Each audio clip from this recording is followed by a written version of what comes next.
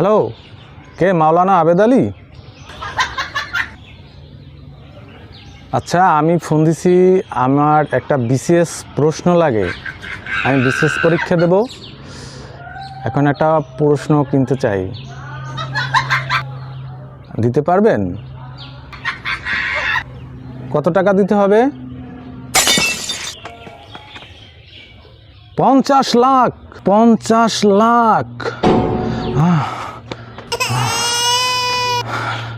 না কাকু, আমার প্রশ্ন লাগবে না কাকু।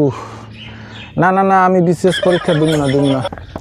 50 লাখ টাকা দিয়া প্রশ্নটা কিনবো? যদি 50 লাখ টাকা দিয়ে প্রশ্নটা কিনি, এরপর যদি আমি বিসিএস ক্যাডার হইয়েই যাই, তাহলে তুমি 50 লাখ টাকা এক মাসে কামানো? না,